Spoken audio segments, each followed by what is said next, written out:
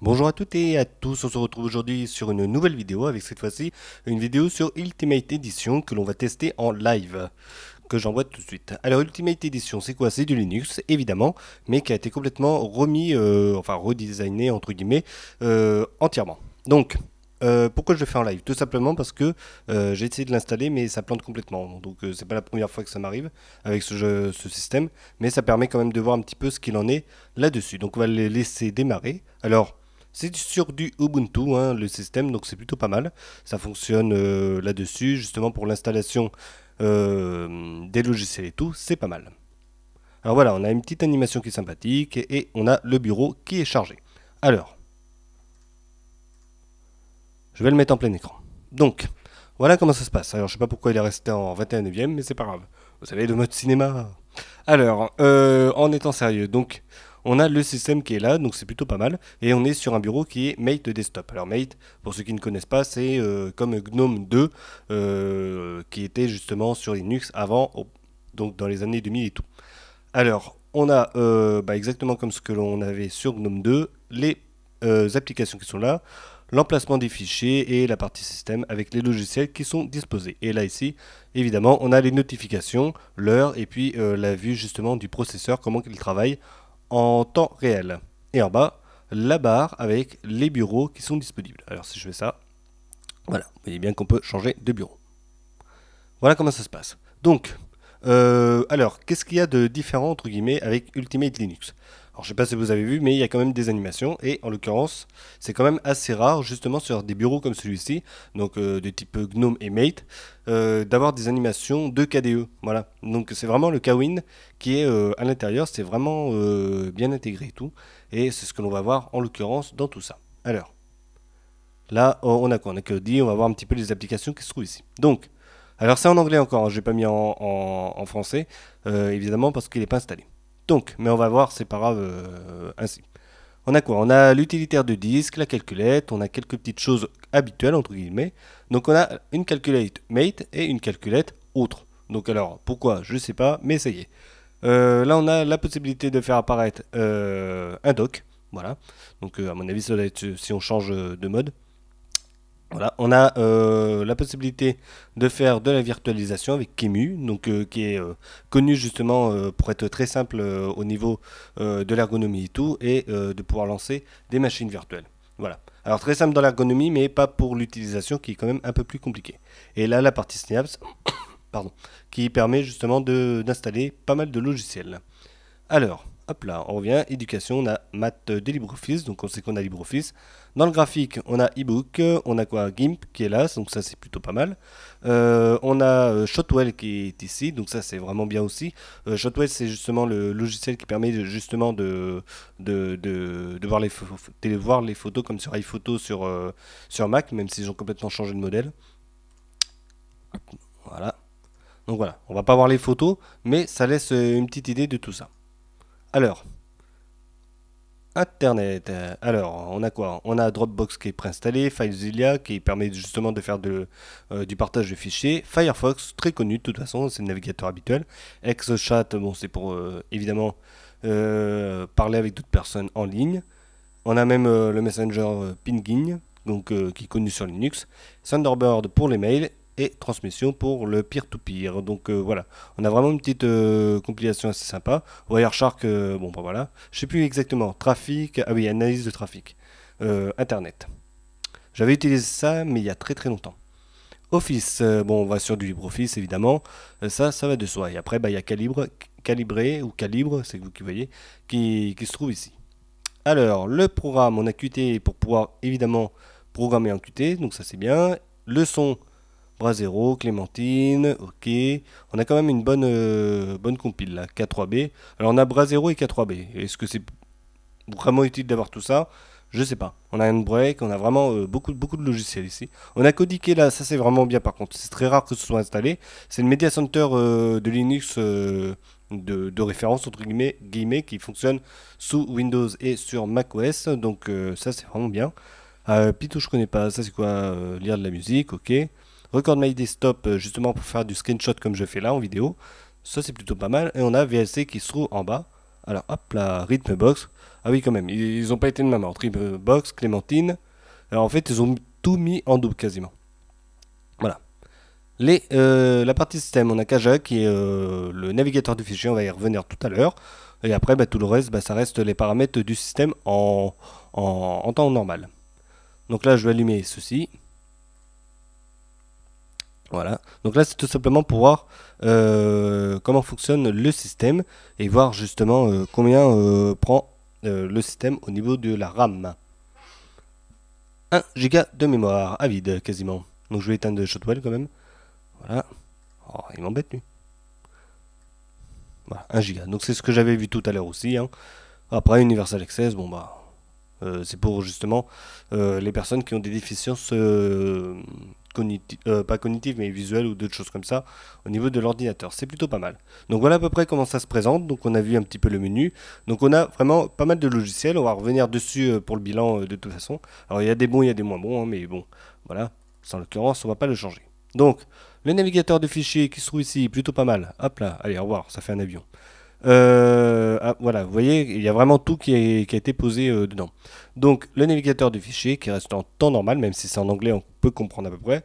CTRL T, on ouvre des onglets. Alors, c'est Kaja qui prend, donc Kaja qui est habituellement utilisé sous Cinnamon, si je ne me trompe pas. Et là, ils l'ont mis justement avec Mate. Donc, c'est plutôt pas mal. Système, je sais plus où est-ce qu'il y a la partie de la configuration. Il doit y en avoir une partie. Hop. Accessoires, système, voilà. Donc, personnalisé, about me, ok.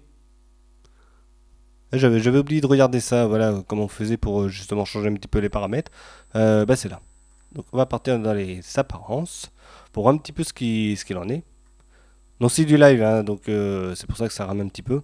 Sinon, en installé en dur, ça devrait mieux fonctionner. Donc voilà un peu ce que l'on a au niveau du design. Il y a des thèmes qui sont assez sympas, plus ou moins violents, hein, on va dire. Et plus ou moins sympas, ça dépend du goût de chacun.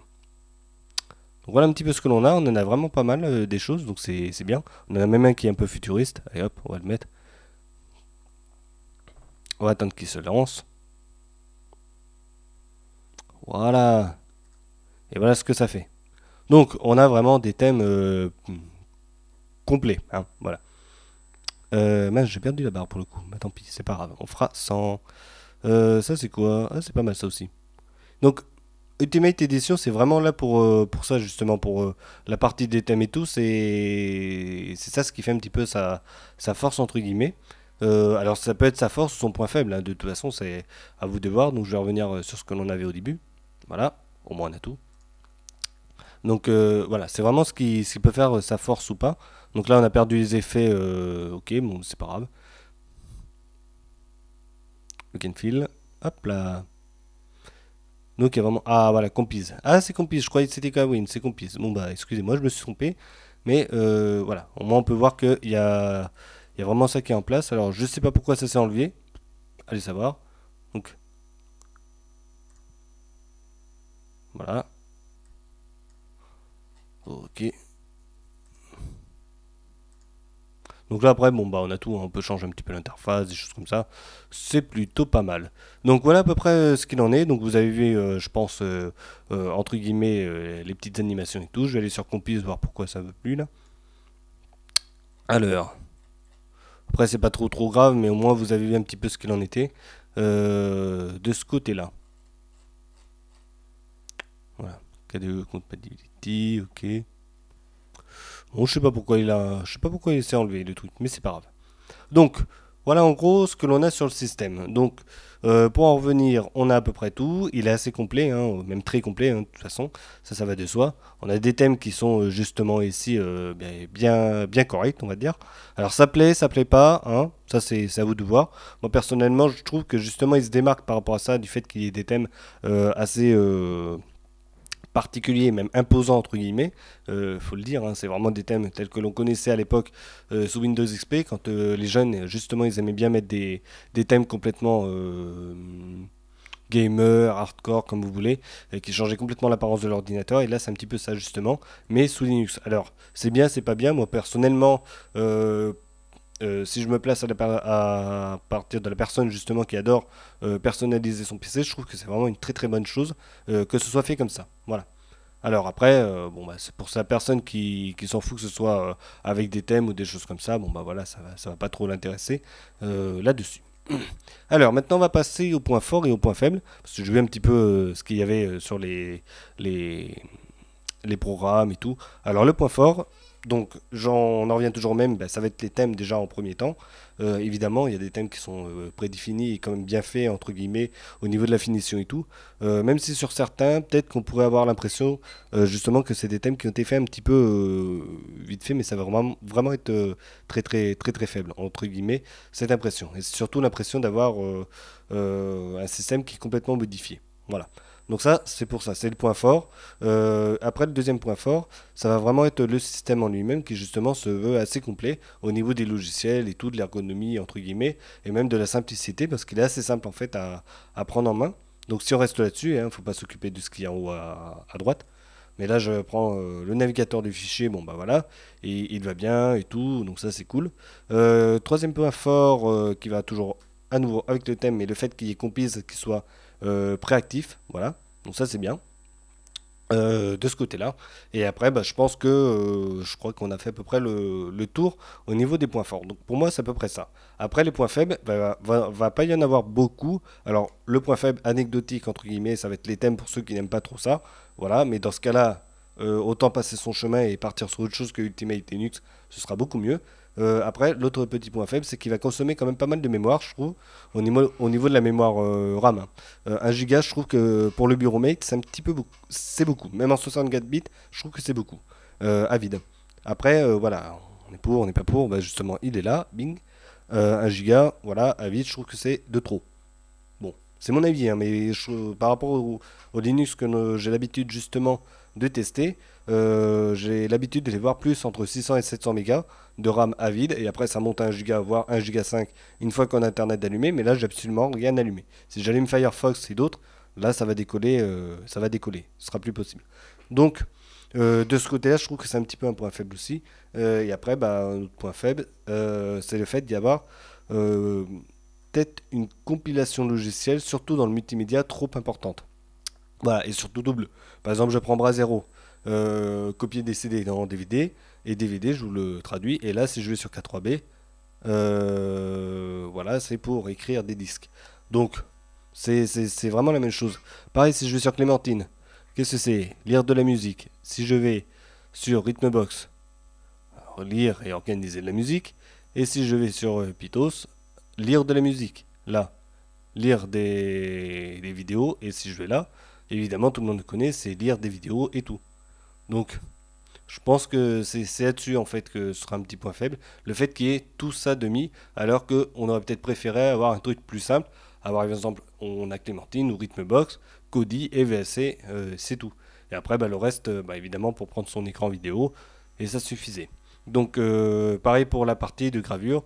Un des deux, on soit K3B ou soit Brasero, mais pas avoir les deux ou trois en même temps. Isomaster, c'est quoi? Ah bah, c'est encore un truc pour justement faire un petit peu d'ISO. Donc, voilà, je trouve qu'il y en a un petit peu trop là-dessus. Après, sur le reste, donc c'est à peu près bien calibré, entre guillemets. Si Internet, il y a un peu trop de choses aussi, je trouve. Le graphisme, ça va encore au niveau du graphisme. Donc voilà, pour moi, c'est entre guillemets un des points faibles, c'est le fait qu'il y ait un petit peu trop de logiciels dedans. Et encore, c'est la partie light hein, que j'ai pris. Ultimate Edition a plusieurs versions, en l'occurrence. Donc, voilà entre guillemets, les points forts, c'est simple et tout, il y a le thème, c'est cool. Et les points faibles, c'est éventuellement, il y a peut-être un peu trop de logiciels dans certains domaines, mais après, et la RAM est importante qui est utilisée. Mais après, ça reste un système qui va être assez cool à utiliser. Et vu que je suis en machine virtuelle, donc je suis désolé, mais j'ai pas pu le mettre en dur, c'est pour ça que je suis en live. Ça modifie un peu les performances, ce qui est dommage. Mais bon, ça veut pas. J'ai essayé de le lancer, mais ça veut absolument pas démarrer. Mais c'est pas grave. Voilà, je fais avec de ce côté-là. Voilà pour ce qui est du système, donc ce sera fini pour la vidéo. Alors si vous voulez l'installer malgré tout en dur sur une machine, préférez une machine qui a 4 Go de RAM minimum au niveau de la RAM. Si vous êtes en 64 bits, ce sera beaucoup mieux. Un processeur double cœur quand même, ce sera pas mal et une bonne carte graphique pour accepter tous les effets graphiques qu'il y a à l'intérieur. Parce que malgré tout, ça a beau virevolter dans tous les sens, il faut quand même une carte graphique qui puisse accepter ce genre de choses. Voilà. Donc, parce que les thèmes, ça prend pas de place, c'est juste la partie animation qui va manger un petit peu de place au niveau de la mémoire graphique. Voilà. Donc, en gros, c'est ça. Il faut quand même une machine entre guillemets assez récente, de 2010 à peu près, 2009-2010, ça pourrait passer. En dessous, je pense que ça commencerait un petit peu à être problématique au niveau de la fluidité et tout du système. Et au-dessus, évidemment, ça posera absolument aucun souci. Pour qui c'est destiné, donc je l'ai dit tout à l'heure, pour les personnes qui adorent justement les systèmes avec plein de thèmes, plein de choses, olé olé, les effets spéciaux, entre guillemets, vu qu'il y a de l'animation et tout. Et entre guillemets, on va dire que c'est ça. Et les personnes qui veulent tout simplement un système, ils l'installent, ils l'utilisent sans effet waouh, sans rien et tout. Je pense qu'il vaut mieux se diriger, tant qu'à être sur du Ubuntu ou vers directement Linux Mint qui justement ont les systèmes avec les bureaux suivants, Mate Desktop. Donc je pense que c'est beaucoup mieux pour eux. Voilà. Donc entre guillemets, je pense que c'est pour ces personnes que c'est destiné, les personnes qui adorent faire des thèmes, avoir des effets de partout et tout. Et ça va pas être destiné aux personnes lambda qui veulent juste un Linux simple à utiliser. Voilà, je pense que j'ai tout dit. On se retrouvera pour une prochaine vidéo. C'est ça pour arrêter, je pense. Oui, c'est ça. Ouais. Tu m'éteins tout ça et puis c'est tout, hein. Voilà, on se retrouvera pour une prochaine vidéo. En attendant, portez-vous bien. Allez, salut!